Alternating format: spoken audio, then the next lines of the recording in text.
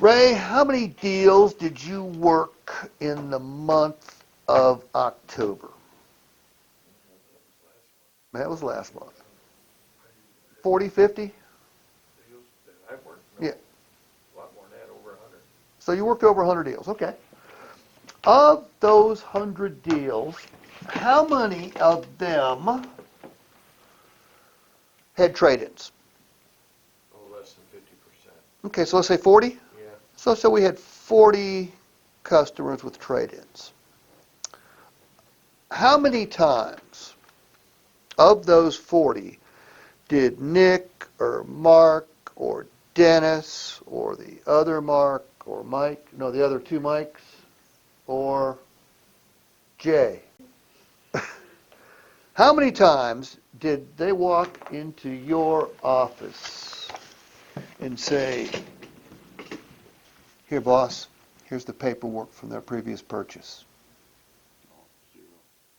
Zero? Why wouldn't you bring the paperwork from their previous purchase to Ray for him to look at? Guess no one's ever told me that was a good idea. Why wouldn't you do that? Well, first of all, what would the paperwork from the previous purchase tell us? Everything is the one word right answer. You've never been taught to do that? Seen it on one of your videos, but I have no idea how to actually do it. Oh, it's really hard. Do you have the paperwork for your previous purchase with you in your glove compartment? Probably. Great. If you'll do, I'll do two things for you. I'll go through it, and I'll look for coverages that you may have in place that will increase the value of your trade-in. And I'll also go through it and look for coverages you have in place that by the laws of the state of Ohio, you're due a cash refund.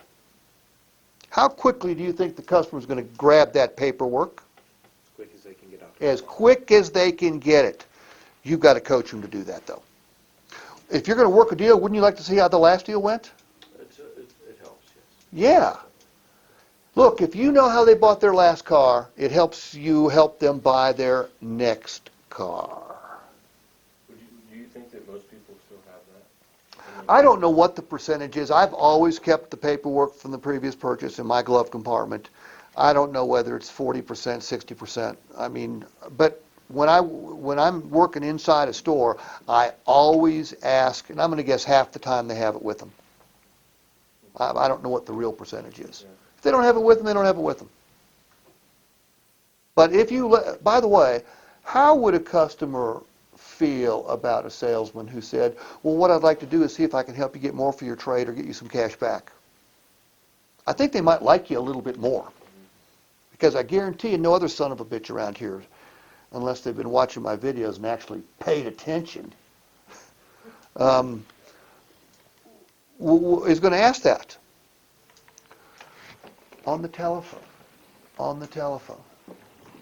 You ought to let every customer know that if they have a trade-in, A, we'd like to bid on it, and B, make sure you bring all the keys that you have for that vehicle in with you.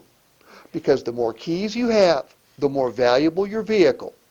And secondly, bring the paperwork from your previous purchase in with you, and we'll do what we do for all of our customers. We'll go through it, and we'll look for coverages that you have in place that will increase the value of your trade, and we'll also look for coverages that by the laws of the state of Ohio, we can get you cash back.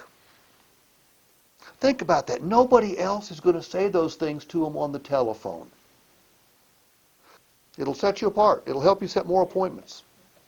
I mean, think about this. As a customer, you're on the phone going, this person is telling me that they want to help me get cash back and make my trade worth more? That's not normal car talk right there. Okay.